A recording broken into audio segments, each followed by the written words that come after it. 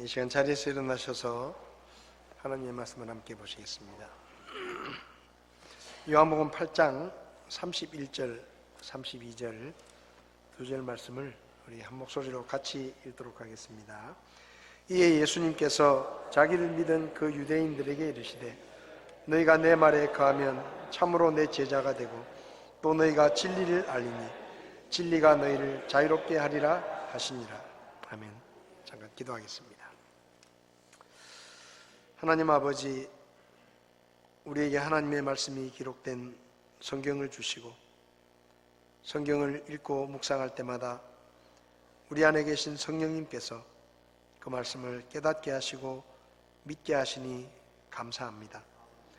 하나님의 말씀의 진리를 우리 마음에 늘 새기게 하시고 주의 말씀에 따라 주님이 주시는 자유와 평안을 마음껏 누리며 살아갈 수 있도록 저희를 도와주시기를 원합니다. 부족한 종을 세우셨지만 주께서 쓰셔서 오직 하나님의 말씀만 선포되게 도와주시옵소서.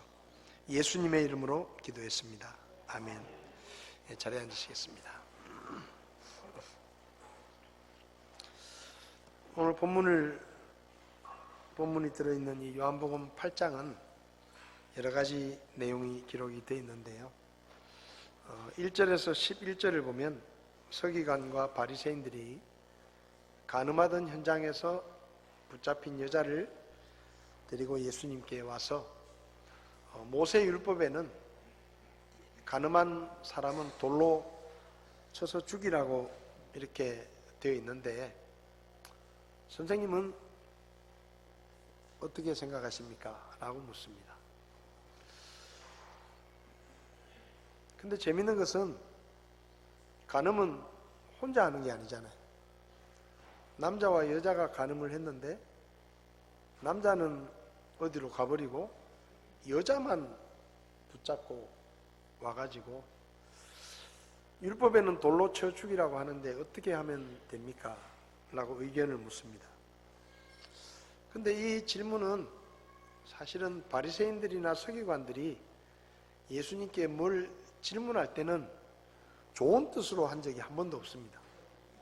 뭔가 예수님의 대답을 듣고 그것을 꼬투리를 잡아가지고 예수님을 공격하기 위한 트집을 잡기 위해서 질문을 하는 것이죠. 이 질문도 마찬가지예요. 만약에 예수님께서 그래 율법에 그렇게 돼 있으니까 돌로 쳐 죽여라 그렇게 대답을 하면 당시 이 유대 땅을 다스리던 로마라는 나라의 법에는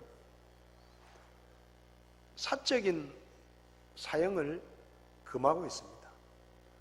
그러니까 법적으로 재판을 해가지고 법적으로 벌을 주는 것이지 지금 이 상황처럼 이 사람이 죄를 지었으니까 우리가 우리의 법에 따라 사적으로 처형하겠다라는 것은 인정을 안 하는 것이죠. 그러니까 만약에 돌로 쳐서 죽이세요 라고 말하면 로마의 법을 어긴 범법자가 되는 겁니다. 그리고 만약에 율법에는 돌로 쳐 죽이라고 되어 있지만 그렇게 하면 안 된다 라고 반대를 하시면 유대인들이 가지고 있는 그 모세 율법을 무시하는 게 되고 그리고 유대인들로부터 엄청난 비난을 받게 되는 것이죠. 그러니까 이 상황 속에서 예수님의 대답을 들으려는 것이 아니라 예수님을 좀 곤란하게 만들기 위해서 한 여인을 데리고 와서 그렇게 묻는 것입니다. 그때 예수님께서 우리가 잘 아는 것처럼 아무 말씀 안 하시고 땅에 앉으셔서 뭐라고 쓰시더니 못 들은 척 하시는 거죠. 그냥 뭐라고 쓰시는 거예요. 뭐라고 썼는지 모르지만. 그러니까 예수님이 질문을 했는데 딴청을 피우고 있으니까 바리새인과 서기관들이 또 목소리를 높여가지고 예수님 대답을 좀 하시라니까요 라고 예수님을 독촉하니까 예수님이 몸을 일으켜가지고 유명한 말씀을 하십니다. 그래, 너희 중에 죄가 없는 사람부터 돌을 던져라. 너희 중에 죄가 없다고 생각하면 그 사람이 먼저 돌을 던져라. 그리고 또 앉으셔서 뭐라고 쓰십니다. 그러니까 거기 돌을 하나씩 들고 왔던 사람들이 노인부터 시작해서 점점 어린 사람까지 뭔가 양심의 가책을 받아가지고 돌을 버리고 돌아갑니다. 한 사람 한 사람 돌아가는데 나중엔 다 돌아가고 아무도 없는 거예요. 그때 예수님께서 이 여인에게 너를 정죄하는 사람들이 어디 갔느냐? 아무도 없습니다. 나도 너를 정죄하지 않으니 가서 다시는 죄를 짓지 마라 라고 이 여인에게 죄의 용서를 선포하십니다.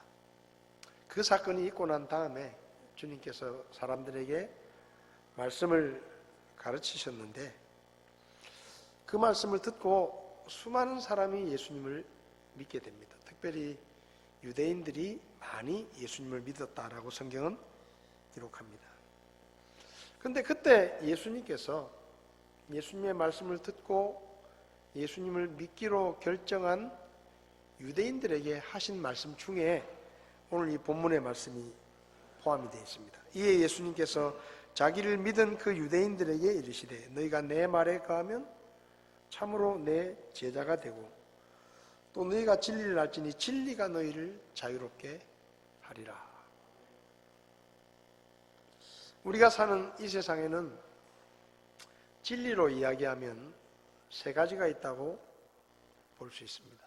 하나는 누가 봐도 거짓말인 거짓이 있습니다. 이건 누가 봐도 거짓이에요. 어린아이가 보더라도 저건 거짓말인데 하는 눈에 드러나는 거짓말이 있습니다. 그 다음에 얼핏 들으면 진리 같은데 자세히 생각해 보면 거짓인, 겉모습은 진리 같지만 속은 거짓된 것이 있습니다. 이것을 우리는 가짜 진리라고 이야기할 수 있죠.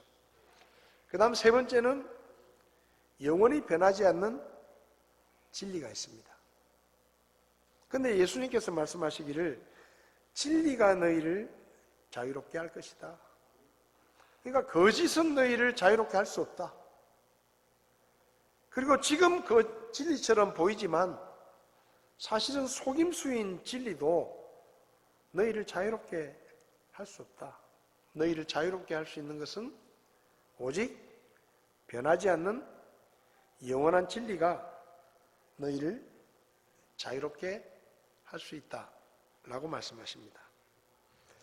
영상을 하나 보고 설교를 이어가겠습니다.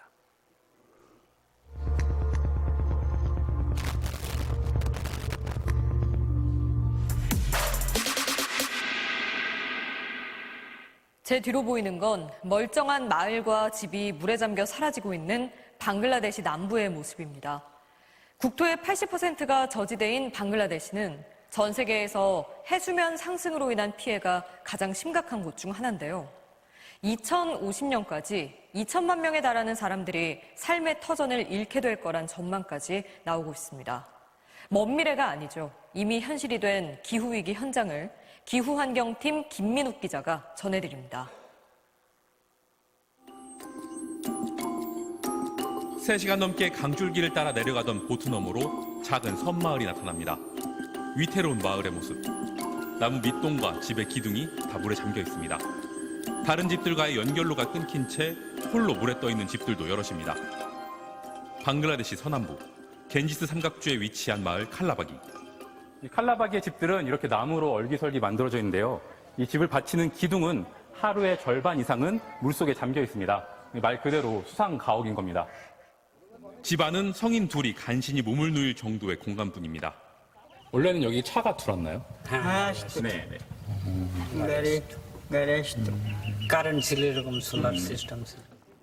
길도 전기도 끊긴 섬이 된 지는 불과 3년. 마을의 모습이 원래 이렇지 않았습니다. 위성사진으로 본 칼라바기의 모습입니다. 2011년만 해도 강에 둘러싸인 긴 반도 형태의 마을이 비교적 온전한 모습입니다. 그런데 마을 폭이 점점 좁아지더니 2019년쯤 길이 끊어지고 2022년엔 마을 절반이 잘린 듯 물에 잠기고 일부는 섬이 됐습니다. 이런 극적인 변화는 해수면 상승과 열대성 폭풍, 지반 침하 등의 영향 때문입니다. 방글라데시 해안은 지난 25년 동안 26cm, 연평균 11.6mm의 해수면 상승이 발생했습니다.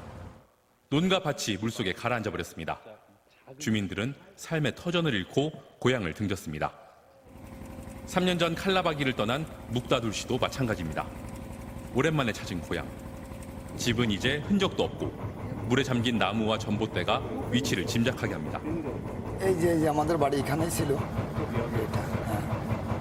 এটাই আমাদের বাড়ি ছিল সবাই তারা চলে গেছে কোথা থেকে কোথায় গেছে তা তো কোনো খবর নাই 가족들과 함께 17km 떨어진 이주민 정착촌으로 옮겼지만 이곳의 상황도 녹록치 않습니다.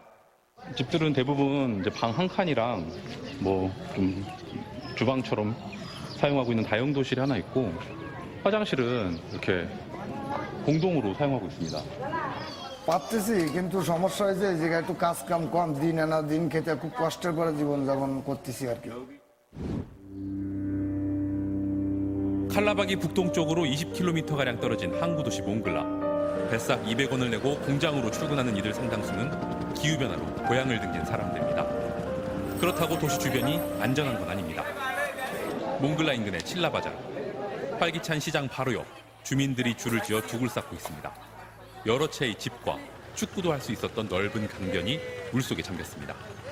মানে তারপর থেকে যে আমি যেটুকু মানে যতটুকু দেখেছি আমাদের ঘরই ছিল ওই অনেক দূর আমরা না ভিতরে চলে গেছি সে নদী ভাঙে মানে সে ঘরটা সব চলে গেছে নদীতে তারপর আমরা ভিতরে গেছি 기후변화에는 국경이 없지만 그 피해는 유독 저개발 국가에서 도드라집니다. 방글라데시 남부 삼각주의 해수면은 2050년 32cm, 2100년에는 88cm까지 상승할 것이란 예상이 나왔습니다. 그리고 2050년까지 2천만 명에 달하는 사람들이 삶의 터전을 잃을 것으로 전망되고 있습니다. MBC 뉴스 김민욱입니다.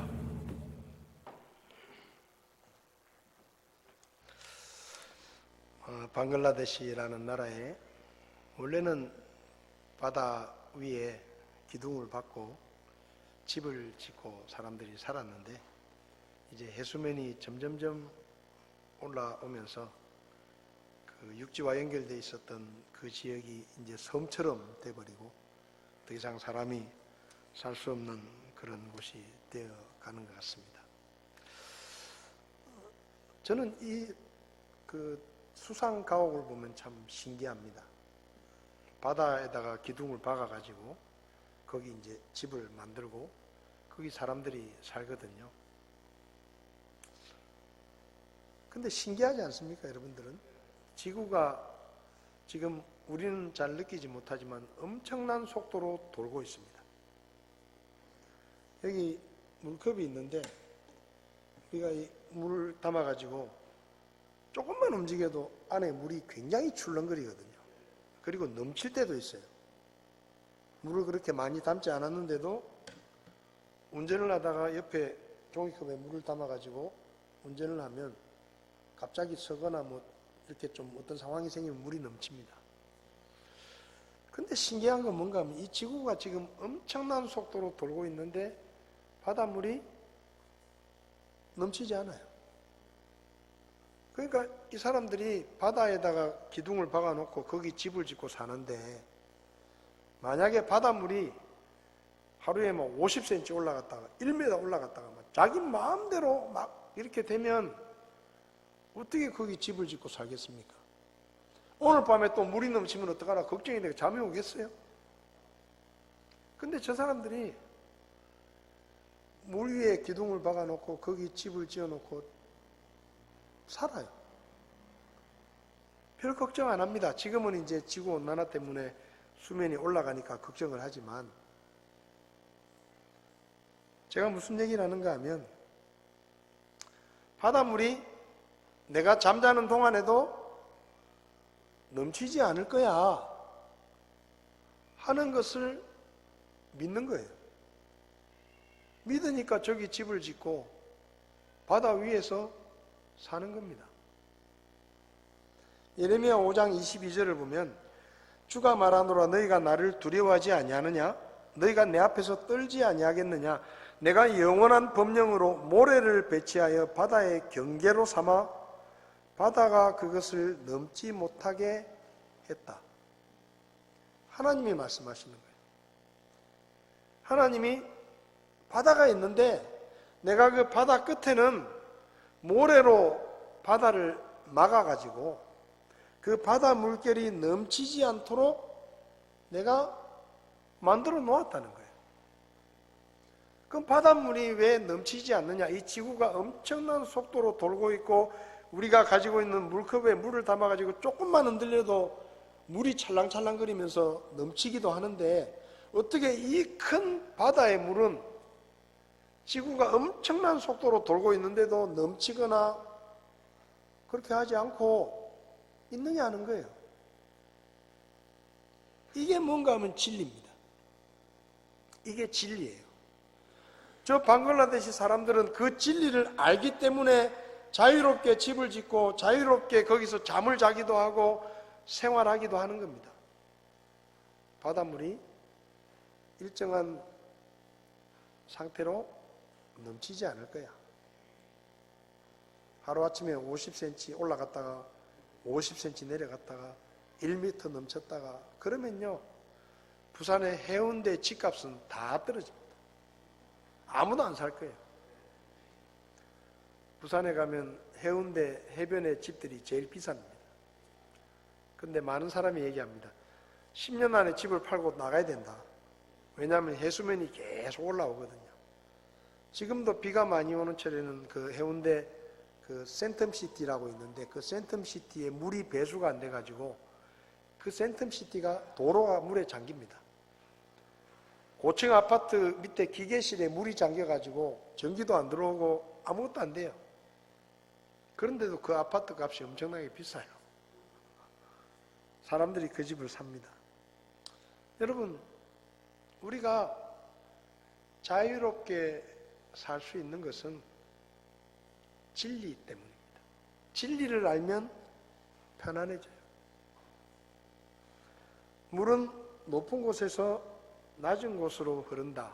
이게 진리거든요. 하나님이 정해놓으신 자연의 진리입니다. 그래서 사람들은 물이 높은 곳에서 늘 낮은 곳으로 흐르기 때문에 안정적으로 사는 거예요. 하루는 높은 곳에서 낮은 곳으로 흐르다가 하루는 낮은 곳에서 높은 곳으로 흐르면 절대로 사람이 불안해서 살 수가 없어요. 그 진리입니다. 진리. 예수님께서 말씀하십니다. 자기를 믿은 유대인들에게, 안 믿는 사람에게 말한 게 아니에요. 자기를 믿는다고 결정한 유대인들에게 이렇게 말씀하십니다.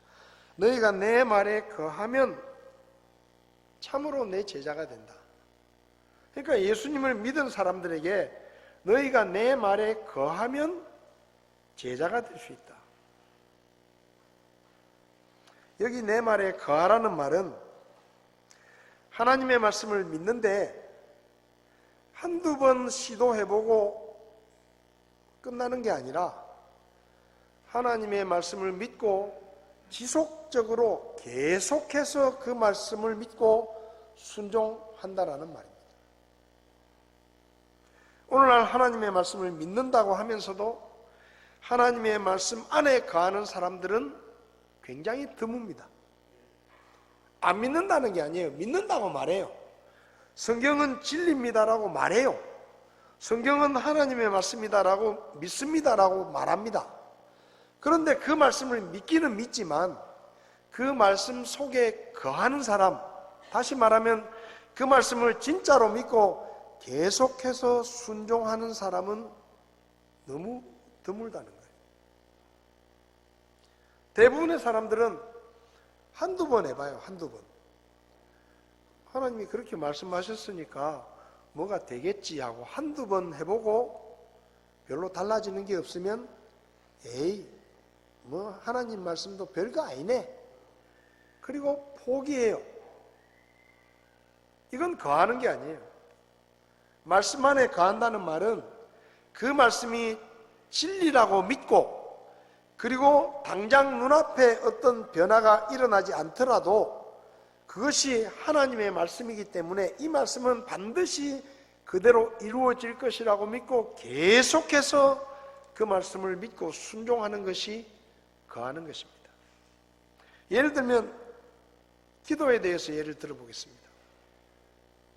마태복음 7장 7절을 보면 구하라 그러면 너희에게 주실 것이요 찾으라 그러면 너희가 찾을 것이요 두드리라 그러면 너희에게 열릴 것이니 구하는 자마다 믿고 구하는 자마다 받고 찾는 자는 찾으며 두드리는 자에게 열릴 것이니라. 저는 이 말씀을 믿습니다. 여러분도 믿으시죠? 안 믿으세요? 마가복음 11장 24절을 보면 그러므로 내가 너희에게 이르노니 너희가 기도할 때 무엇을 원하든지 너희가 그것들을 받는 줄로 믿으라. 그리하면 너희가 그것들을 받으리라. 저는 이 말씀을 믿습니다. 여러분도 믿으시나요?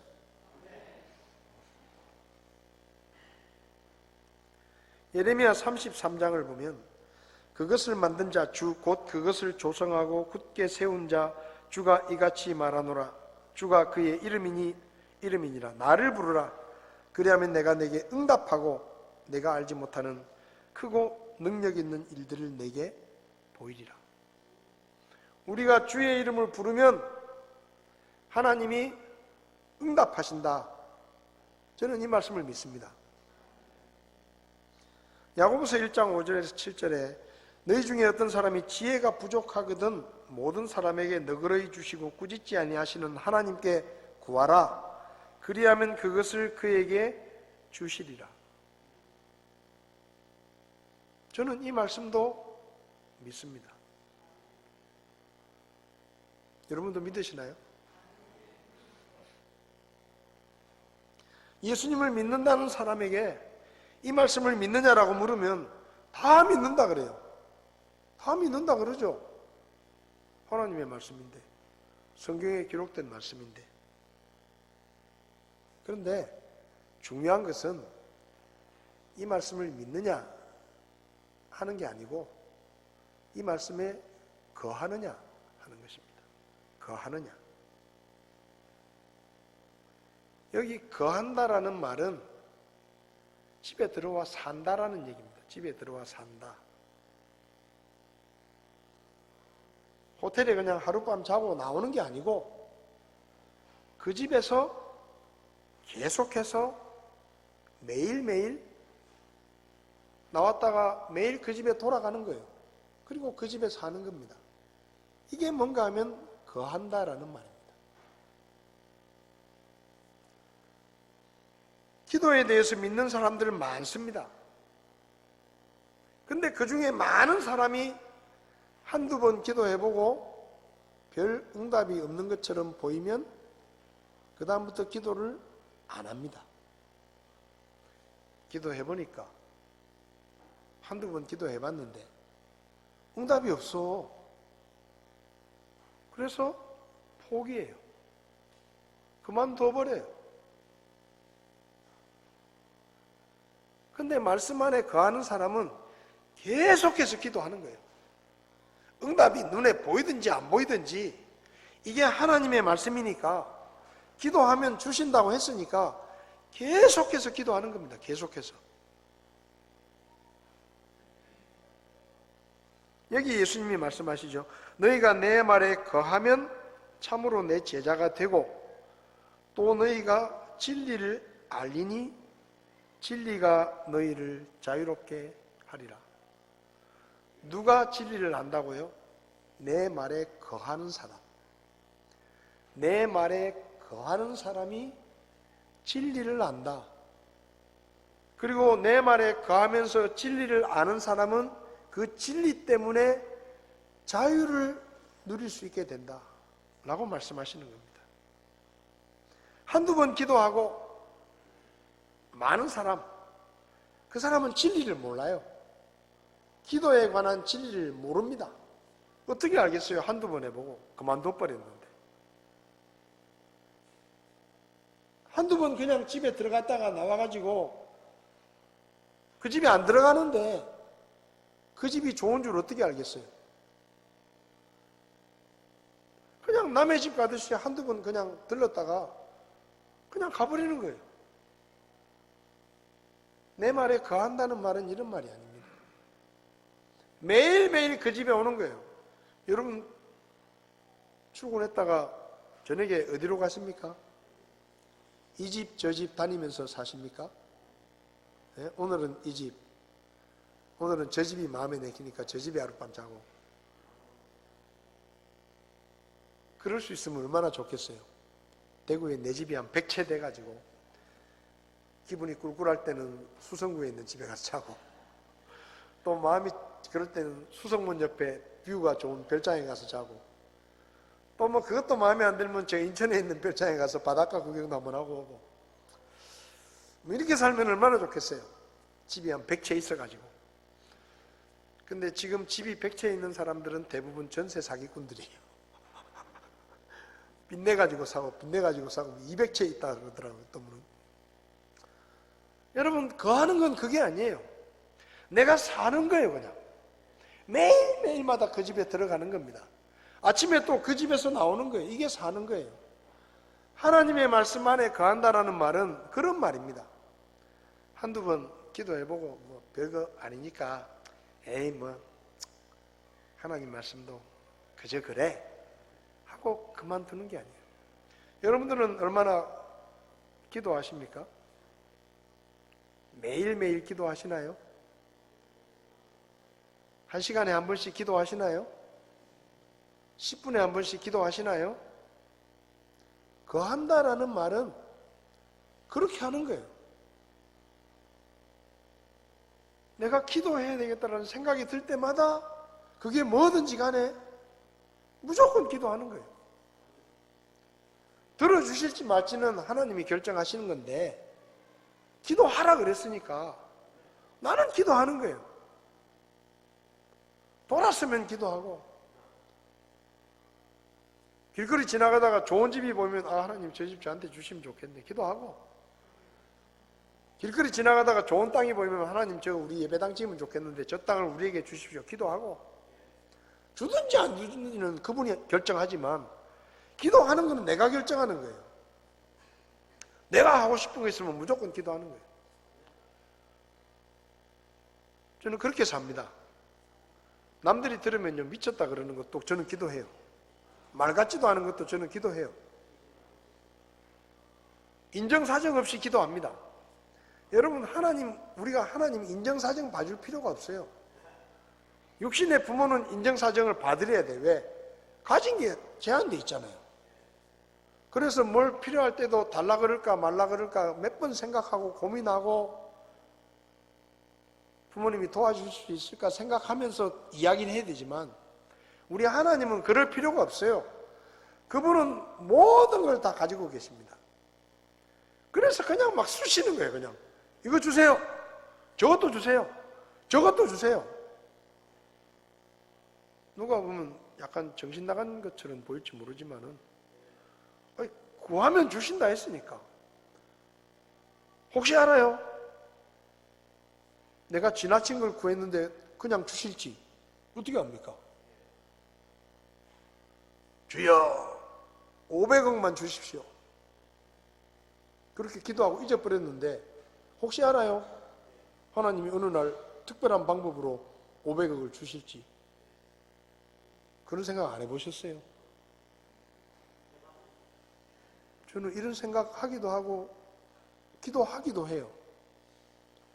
여기 현충로 좀 위에 가면 옛날에 대구은행 연수원 하던 땅이 있습니다.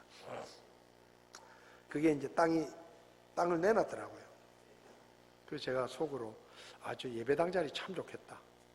주차도 한 30대 정도 할 수 있는. 그 값을 알아보니까 47억이에요. 그래서 제가 하나님 앞에 기도했습니다. 하나님 47억만 주십시오. 저 땅이 예배당 부지로 딱인데 주차장도 넓고 지하철역도 가깝고 우리 교회가 예배당을 주차장이 너무 없어가지고 불편한데 하나님 저 땅을 주십시오. 제가 기도했어요. 그리고 등기부등본도 떼봤습니다. 주인이 누군지. 그러니까 저 어디 어딘가 성서 어디에 그 무슨 회사가 그걸 경매를 받았더라고. 그래가지고 그 회사에 제가 전화도 했어요. 전화해가지고 무슨 영대병원 내거리 성서집예교회 목사인데요. 저거 47억에 내놓으셨는데 얼마까지 해줄 수 있습니까? 단도직입적으로 뭐 두말할 필요 없고 얼마까지 되겠습니까? 물어봅니다. 혹시 교회 기증하실 마음은 없습니까? 그 땅 주인이 왜 미친 사람이 전화했나 그럴지도 몰라요. 근데 어떻게 알아요? 그 땅 교회 기증할 마음이 없으십니까? 했는데 그날 밤에 꿈을 꾸는데 하나님이 너 그 교회 성서침례교회 그 땅 기증해라. 안 그러면 내일 죽는다. 그래가지고 그 사람이 벌벌벌 떨면서 교회 와가지고 어이 목사님 제발 좀 받아주세요. 목사님이 안 받아주면 저 죽습니다. 제발 좀 제가 사정을 하겠습니다. 뭐 서류 이전하는데 뭐 취득세 등록세 제가 다 내겠습니다. 그냥 뭐 받아만 주십시오. 그렇지 어떻게 알아요? 이상한 목사 같습니까? 근데 그런 목사도 있어요. 어떤 목사님이 수도권에 어떤 목사님이 예배당 부지를 알아보러 다니는데 어떤 땅을 보고 일주일에 2번씩 가가지고 그 땅을 뺑뺑 도는 겁니다. 여호수아서에 보면 네 발바닥으로 밟는 땅을 내게 주겠다 그랬잖아요. 그래서 이 목사님이 매일 거의 일주일에 2번씩 가가지고 그 여호수아서 말씀을 크게 읽고 매일 거기 2바퀴씩 돌았어요. 하나님 이 땅을 우리 예배당 부지로 주십시오. 미친 사람이죠. 근데 매일 돌았어요. 근데 어느 날 이 땅 주인한테 연락이 온 거예요. 이상한 사람이 일주일에 2번씩 와가지고 그 땅을 돌면서 뭐라고 쭈글쭈글쭈글쭈글 거리고 있다는 거예요. 이상한 사람이. 그래서 이 땅 주인이 도대체 그 인간이 뭐냐? 왜 일주일에 2번씩 내 땅에 와가지고 2번씩 돌면서 그것도 그냥 도는 게 아니고 쭈글쭈글쭈글 기도하면서 도니까. 그래가지고 어느 날 주인이 그 땅에 온 거예요. 그래서 그 땅을 돌고 있는 그 목사님을 만난 거예요. 물었습니다. 당신 누군데 내 땅에 와서 이렇게 일주일에 2번씩 동네 사람들이 그러는데 이상한 사람이 와서 뭐라고 쭈글쭈글쭈글 거리면서 일주일에 땅을 돌고 다닌다고. 그 당신 뭐 하는 사람이냐? 아, 나 어느 교회 목사인데 내가 어느 날 차를 타고 가다가 이 땅이 너무 좋아가지고 우리 예배당을 지을 땅을 찾고 있는데 혹시 하나님께서 이 땅을 우리에게 주실지 내가 기도하는 마음으로 그렇게 내가 이 땅을 일주일에 2번씩 와서 돌고 있다고. 근데 그 땅 주인이 뭐라 그랬는지 아세요? 제가 드리겠습니다. 이 땅 주인이 돈이 많아요. 땅이 많아요. 목사님, 저도 교회 다니는 집사인데 제가 목사님 교회에 이 땅을 기증하겠습니다. 저한테는 그런 일이 안 일어납니까? 저는 일어날 수도 있다고 믿어요. 그래서 그렇게 돌아다니는 거예요. 하나님 저 땅 47억이라는데 돈을 주시든지 땅을 주시든지.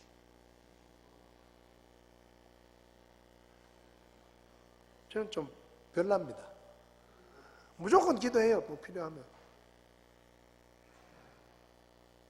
이상한 기도를 해가지고 제가 응답받은 걸 얘기하려면 3박 4일 걸립니다. 근데 기도합니다. 제가 사이판에 선교사로 갈 때 조선족 선교를 위해서 갔는데 친교에서 선교사 인준을 못 받아가지고 후원을 못 받는 거예요. 그래서 제가 생활비를 벌어가면서 선교를 해야 되는 겁니다. 그래서 제가 컴퓨터를 좀 잘하니까 아 내가 거기 가면 컴퓨터 학원을 해가지고 학생들한테 돈을 받아가지고 내가 생활비를 벌어야 되겠다. 근데 돈이 없잖아요. 그래서 제가 삼보 컴퓨터 회장에게 편지를 썼습니다. 내가 사이판에 조선족 2세 한인 2세들하고 조선족 선교를 위해서 내가 가는데 컴퓨터 7대만 기증을 해달라고. 이상한 목사죠. 한글과 컴퓨터 회사에도 편지를 썼어요. 내가 선교사로 나가는데 후원 좀 해라. 내가 기회를 준다. 하나님을 위해서 일할 수 있는 기회를 준다. 여러 군데 보냈습니다. 삼보 컴퓨터 회사에서 전화가 왔어요. 목사님, 저희가 최신형 컴퓨터는 못 해드리고 그보다 한 단계 낮은 쓸만한 겁니다. 그래도 그쵸, 7대를 보내드리겠습니다. 할렐루야. 제가 그 컴퓨터를 밀고 공항을 쭉 지나갔습니다. 비행기에다 실어야 되니까 밀고. 이상한 목사잖아요. 한글과 컴퓨터에서 전화가 왔습니다. 목사님, 우리는 컴퓨터를 만드는 회사가 아니기 때문에 컴퓨터는 저희가 기증하기가 어려운데 한글과 컴퓨터 아이들 워드 프로세서 교육용 프로그램으로 저희가 20세트를 기증하겠습니다. 받는 거예요. 여러분, 기도는 이론이 아니에요. 하는 거예요. 그냥 되든지 안 되든지. 그게 뭐 응답하실지 안 하실지 그거는 하나님 사정이고, 저에게 필요한 게 있으면 기도하는 겁니다. 신학교 다닐 때 한 자매가 맹장이 터져가지고 복막염이 걸려가지고 학교에서 너무 통증이 심해가지고 병원에 실려갔어요. 그래서 제가 그때 학생 회장을 하고 있을 텐데, 왜 우리가 기도해야 안 되겠냐? 그래서 새벽 기도를 시작했습니다. 그 자매를 위해서 우리가 기도하자. 새벽 기도를, 신학교에서 새벽 기도를 시작했어요. 그리고 수업 시간마다 기도를 했습니다. 수업 시작할 때마다 그 자매를 위해서 우리가 기도하자. 그래가지고 수업 시간 시작할 때마다 그 자매를 위해서 기도했습니다. 하나님이 낫게 해주셨어요. 지금 중국에 선교사로 가 있습니다. 선교사님하고 결혼을 해가지고 지금 중국에서 선교 사역을 열심히 하고 있습니다. 뭐 저희가 기도한다고 다 들어주시는 거 아니잖아요. 병든 사람을 위해서 기도했는데 죽을 수도 있어요. 안 낫고. 그래도 낫게 해달라고 기도하는 거예요. 그렇게 기도했는데 돌아가시면 그게 하나님 뜻이지만 하나님께 기도하는 겁니다. 한두 번 기도해보고 뭐 별거 아니다 그러면서 기도 안 하는 사람은 이 말씀들이 진리라는 것을 몰라요. 근데 밑도 끝도 없이 계속 기도하는 사람은 정말로 하나님의 말씀이 진리네 하는 걸 깨닫게 되는 거예요.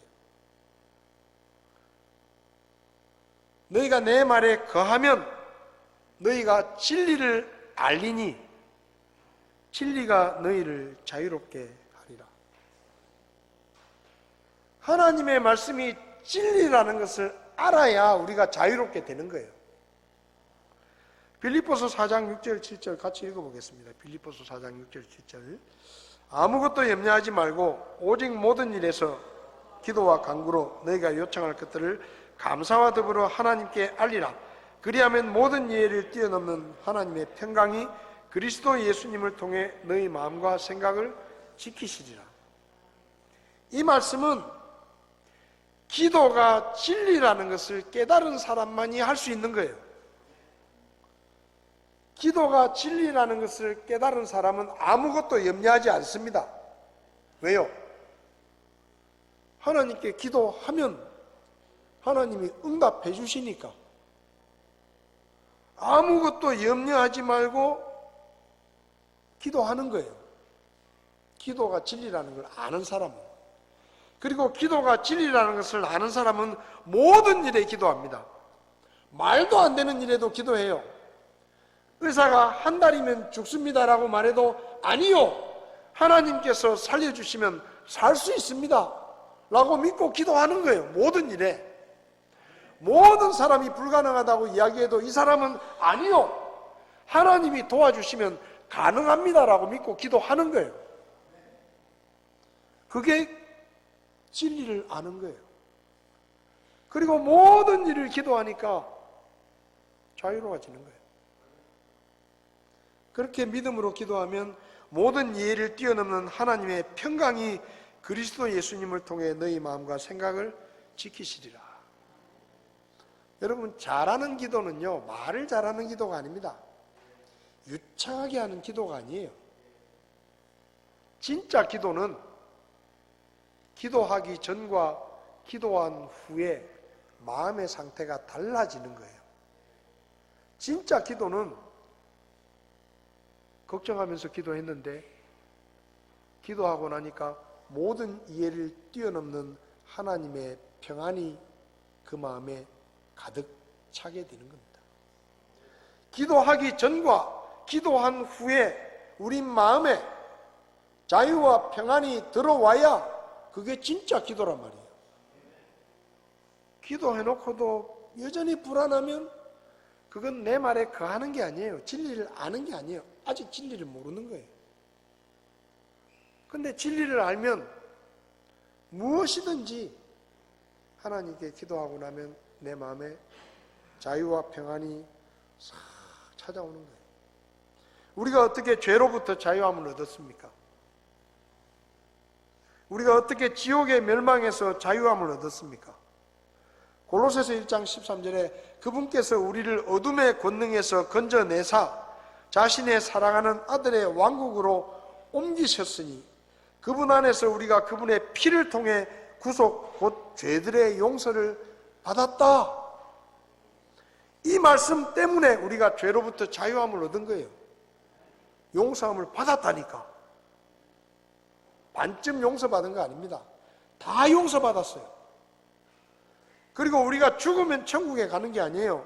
이미 자신의 사랑하는 아들의 왕국으로 옮기셨다. 이미 우리는 하나님의 나라로 옮겨졌어요. 그러니까 우리 마음에 자유함이 있는 거예요. 이 말씀이 진리이기 때문에 우리가 어떻게 죽음의 두려움에서 자유롭게 됐습니까? 병원에 근무하시는 분이 어느 날 제 발로 교회를 찾아왔어요. 누가 전도한 것도 아닌데, 목사님 저는 건국대학교 병원에 제가 서울에 있을 텐데 마취과 의사입니다. 근데 제가 신기한 게 있어서 교회를 찾아왔습니다.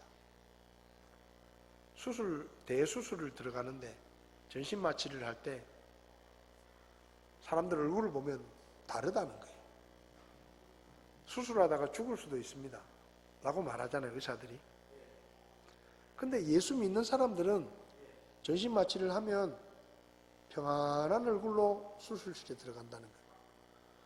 근데 안 믿는 사람들은 얼굴이 일그러져 가지고 온갖 걱정과 두려움, 그런 표정을 짓고 전신 마취가 돼 가지고 수술실에 들어간다는 거예요. 그 자기가 그걸 한두 번 본 게 아니래요. 그걸 너무 많이 본 거예요. 그래서 이분이, 제가 섬기던 교회가 건국대학교에서 많이 가까웠습니다. 교회를 그냥 제 발로 찾아온 거예요. 목사님, 그 이유가 알고 싶어서 자기가 교회를 왔다는 거예요. 어떻게 그게 다릅니까? 표정이. 마취를 했는데, 전신 마취를 하고 죽을지도 모릅니다 하고 수술실에 들어가는데, 예수 믿는 사람들은, 어떤 사람은 마취가 되는 동안에도 찬송을 부르더라고요. 마취 될 때까지 이렇게 주사 맞고 마취되는 과정 속에 찬송을 부르다가 마취가 되는 거예요. 신기하다는 거예요. 자기는 교회 가본 적이 없는데 도대체 예수 믿는 게 뭐길래 죽음 앞에서 사람들이 이렇게 표정이 다르냐 이 말이에요. 그래서 자기 발로 와가지고 도대체 교회에서 뭘 가리키길래, 예수 믿는 게 뭐길래 이렇게 다릅니까? 여러분, 하나님이 우리에게 평안을 주셨습니다. 자유를 주셨어요. 문제는 우리가 그것을 누리지 못하는 거예요. 기도에 관한 말씀을 진리라고 믿으면 모든 염려로부터 자유롭게 됩니다. 맡기면 돼요. 하나님께 맡기면 돼요. 돌아볼 필요도 없어요. 맡겨놓고 다시 걱정할 이유가 없어요. 왜? 내가 이때까지 살면서 기도해보니까 하나님은 항상 내 기도대로 들어주신 건 아니지만 항상 나에게 좋은 것으로 응답하셨더라 하는 것을 아니까 기도하면 마음의 짐이 덜어지는 거예요. 무엇을 먹을까, 무엇을 마실까, 무엇을 입을까 걱정하지 마라.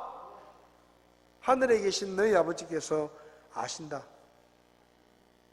이 말씀만 믿어도 우리는 먹을 거, 입을 거, 마실 거 걱정 안 하게 돼요. 왜? 우리 하나님이 누굽니까? 천지 만물을 말씀으로 창조하신 분이에요. 홍해를 말려서 길을 내신 분이시고 그 엄청난 속도로 돌고 있는 이 지구 위에서 바닷물이 넘치지 않도록 꾹 누르고 계시는 분이 하나님이십니다. 그 하나님이 우리 기도를 들으십니다. 그러면 그 믿음을 가지고 있으면 그 말씀이 진리라는 것을 우리가 알면 자유를 누려야 돼요. 누려야 돼. 여러분은 자유를 누리고 계십니까? 말씀 안에 거하고 그래서 그 말씀이 진짜 진리라는 것을 알고 그리고 그 진리대로 순종할 때 이 말씀처럼 우리를 자유롭게 하는 말씀의 능력을 저와 여러분들이 경험하며 사실 수 있기를 바랍니다. 성경 안에 일주일에 한 번씩만 들어갔다 나오지 마시고 매일 들어가서 사십시오. 매일 성경 안에 들어가 사십시오. 여러분 집에 들어가는 것처럼 매일 성경 안에 들어가서 성경을 먹고 성경을 읽고 성경을 즐기고 그렇게 하다 보면 이 말씀이 진리구나 하는 것을 알게 될 것입니다. 그리고 그것을 알고 나면 이 찬송을 부르게 됩니다. 오 자유. 우리 반주 좀 해주세요. 이 찬송 옛날에 많이 불렀는데 요즘은 거의 안 부르는 것 같은데요. 옛날 찬송입니다. 이게 흑인 연가예요. 흑인들이 이 노래를 불렀습니다. 오 자유, 오 자유, 나는 자유하리라. 아프리카에서 살다가 노예로 끌려가는 그 노예 배 안에서 이 찬송을 부르는 거예요. 하나님, 내가 노예로 끌려가고 있는데 하나님 저에게 자유를 주십시오. 그래서 흑인들이 이 노래를 노예로 끌려가는 배 안에서 이 노래를 부릅니다. 그리고 링컨 대통령 때 노예 해방이 되잖아요. 이 찬송을 부른 거예요. 하나님께서 언젠가 우리에게 자유를 주실 것이다. 옛날 찬송인데요. 한번 불러보겠습니다.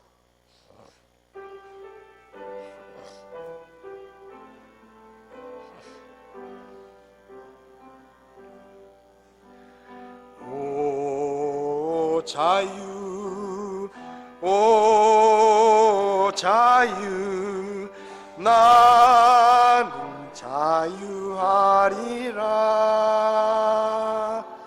비록 얽매였으나 나는 이제 돌아가리. 자유 주시는 내 주님께. 자, 한 번 더 부르실 때 조금 천천히 흑인들이 부르는 것처럼 천천히 가사를 생각하시면서 불러보겠습니다.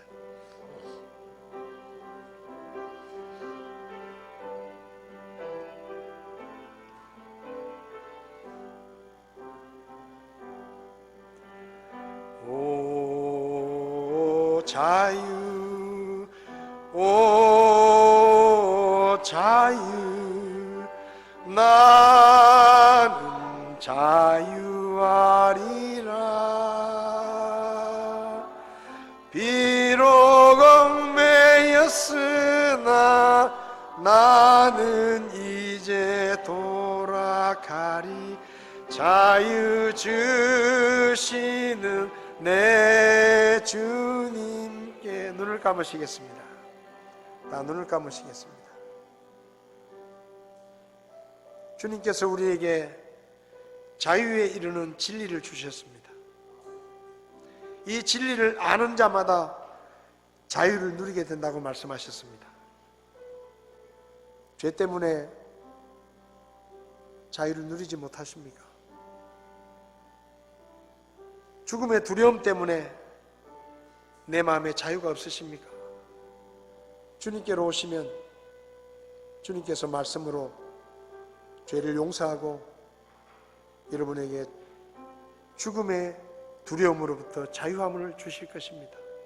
목사님, 제가 교회에 왔지만 아직 구원받지 못했습니다. 저는 죄 사함 받은 적이 없습니다. 오늘 설교를 들으면서 저도 주님이 주시는 참된 자유를 누리기 원합니다. 저도 예수 믿고 구원받기 원합니다. 그런 분 계시면 오른손을 들어주시면 제가 도와드리겠습니다. 그런 분 계시지 않습니까? 성도 여러분, 하나님이 주신 자유와 평안을 깨뜨리고 빼앗아가는 것들이 여러분에게 있지 않습니까? 삶의 두려움, 매일매일의 걱정, 자식 걱정, 집안 걱정, 돈 걱정. 주님께서 말씀하십니다. 나에게 맡기고 나에게 기도해. 그럼 내가 들어줄게. 약속하셨습니다. 지금도 기도하는 수많은 사람들이 응답을 받고 있습니다. 기적 같은 응답을 받고 있습니다. 여러분은 그 기적 같은 응답들을 받고 계십니까? 하나님께 기도하십시오. 염려하지 말고 기도하십시오. 기도하다 보면 기도에 관한 말씀이 진리라는 것을 알게 됩니다. 그리고 그 진리라는 것을 알고 난 순간부터는 참된 자유를 누릴 수 있게 됩니다. 다 맡겨지거든요. 자식도 맡겨지고, 남편도 맡겨지고, 내 집의 경제생활도 맡겨지고, 건강도 하나님께 맡겨지고, 다 맡길 수 있어요. 그러면 우리는 진짜 자유를 누릴 수 있습니다. 매일마다 성경으로 들어가시기 바랍니다. 말씀 안에 거하십시오. 사십시오. 그래서 하나님의 말씀이 진리라는 것을 기필코 깨달으시기 바랍니다. 그때부터 우리의 삶이 달라질 것입니다. 우리의 마음에 평안이 찾아올 것입니다. 자유함이 찾아올 것입니다.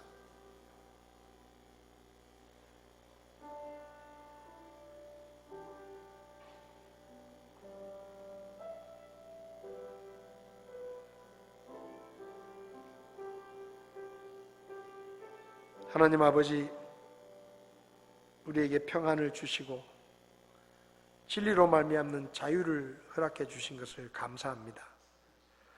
하나님은 우리에게 평안을 주시고 자유를 주셨는데 때때로 우리가 믿음이 없어서 그 자유를 잃어버릴 때가 많습니다. 별거 아닌 걱정 때문에, 별거 아닌 일들 때문에, 너무나 사소한 염려 때문에 주님이 주신 평안과 기쁨을 잃어버리고 불안에 떨며 염려 가운데서 고민할 때가 많습니다. 하나님, 우리에게 주신 하나님의 말씀이 진리라는 것을 깨닫게 하시고 그 진리가 주는 참된 자유를 매일의 삶 속에서 누리면서 감사하며 기뻐하며 살아갈 수 있도록 저희를 도와 주시옵소서. 하나님의 말씀을 그저 일주일에 한두 번 읽고 책꽂이에 꼽아 놓는 것이 아니라 매일마다 주님의 말씀에 들어가 거하게 하시고 살게 하시고 그것이 진리임을 깨달아서 날마다 더 많은 자유함을 누리고 더 많은 것을 하나님께 맡기고 평안과 기쁨을 누리며 살아갈 수 있게 저희들을 도와 주시옵소서. 예수님의 이름으로 기도했습니다. 아멘. 예배를 마치겠습니다.